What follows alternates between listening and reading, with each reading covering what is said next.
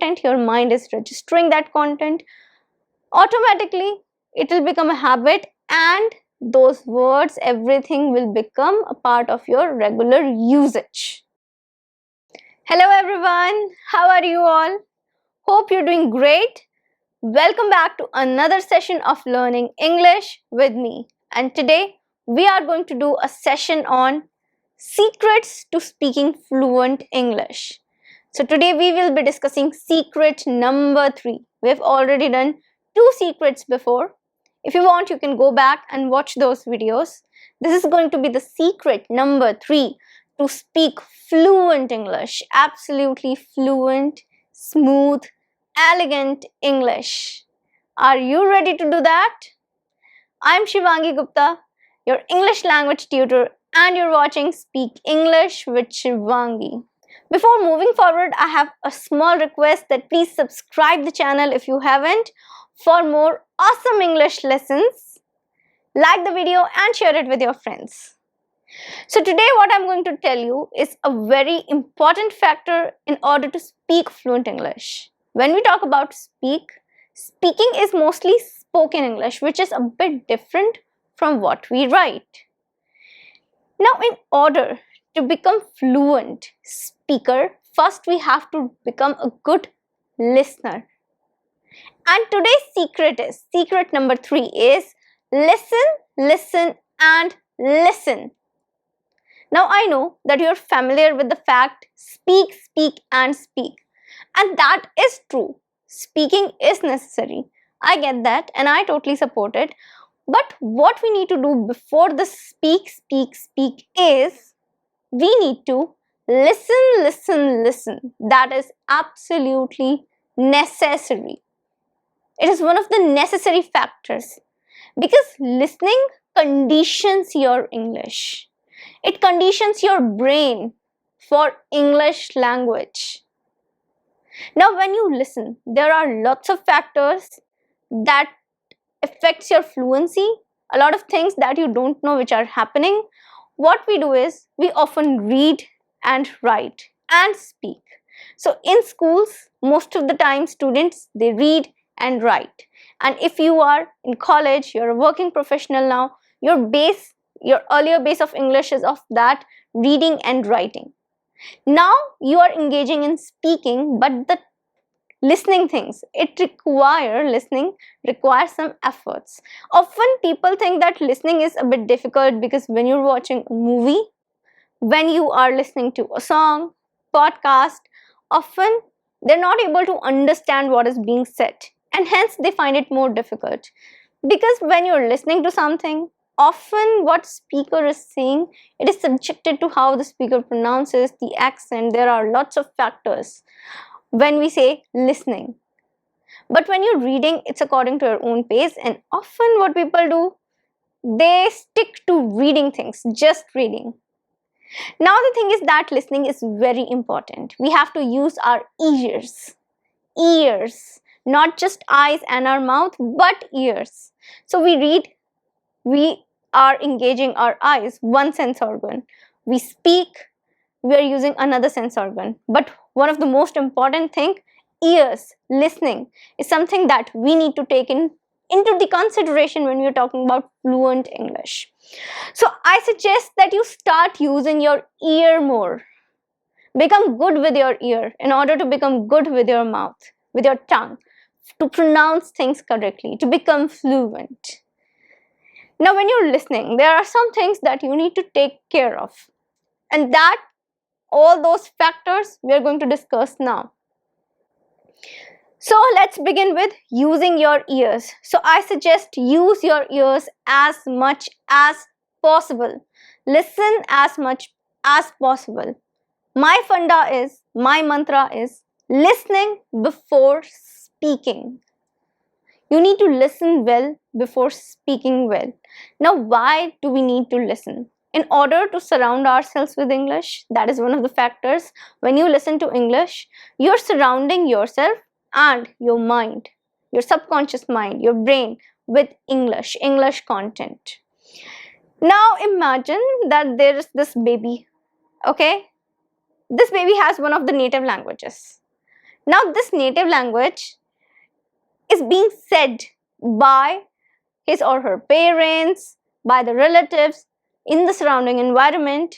We don't give a newborn baby a book to read. No, we don't. How do babies pick up languages? I know their picking of language is on a very basic level. I do understand that. But even if they're achieving a basic level, that's a base to reach the advanced level. Now they are creating a base for themselves. So that is how native language is acquired. Your native language, how did you acquire your native language, or how did I acquire my native language? So the thing is that we picked it up from the environment through listening, through small words that our parents, our mother, father might have said to us. So those are the words that children pick. They start by picking small words and then they move on to phrases, after which they learn advanced language when they go to school. Now that is the thing, when you listen, you become familiar with the basic level of language, which is very necessary. If you are comfortable with the basic level of language, you will be able to speak it easily. So you need to listen first in order to become comfortable with the language and in order to have the content. If you will not have any content, how are you going to speak? Now I have to make, for example, I know how to make Shahi Paneer. Let's take it. Now I know how to make Shahi Paneer. I know what ingredients are needed, but if I don't go out and buy them, if I don't get my ingredients, will I be able to make that Shahi Paneer? No, not. So those ingredients are very necessary. Listening is like those ingredients that you need to put in when you speak. So listen a lot, listen as much as you can. Listen to podcasts, to news, English songs. You can listen to YouTube. You can listen to English on YouTube. Watch content on YouTube in English. Listening is very important because consumption is important in order to create. Now you're consuming content when you listen and you read. And from both the tasks, I say listening is important because you are interacting with the speech patterns. When you read something, reading something is important to go to the advanced level of English. But while you're reading, you might not know some pronunciations. You might not be able to understand how this particular word is going to be pronounced. How should I say this particular line? But when you listen, you interact with the speech pattern, the sounds which are necessary in order to speak. So how the sound is produced in relation to a particular language, you get to know that. You get to know how simple words, complex words, simple sentences, complex sentences are being pronounced by people. And you listen to a model of good pronunciation, a model of good spoken English, which registers in your mind. So you're consuming good English content. Now your mind knows, and a very basic instinct to learn is to imitate. That's how we begin to learn. That's how any person begins to learn, and that's how growth take place. A child learns by imitating. Same will happen to us. You will not realize when you'll become comfortable and you'll start using small words, phrases. You will replace those words from your native language and you'll use English words instead. So for example, if you're speaking with a friend, right? What will happen is 80% you're using your native language, 20% you will use English, and you will not even realize when this happens because you're listening to it continuously. Because you're listening to the content, your mind is registering that content. Automatically, it will become a habit, and those words, everything will become a part of your regular usage. And slowly and gradually, you will become fluent. So this is not an overnight process. Give it at least 3 months. 3 months of dedicated listening. And by listening, I say that you listen to English for at least half an hour. Not just 10 minutes, 15 minutes. If you really want to make a strong listening base, dedicate at least 30 minutes for 3 months. every day and then see the change.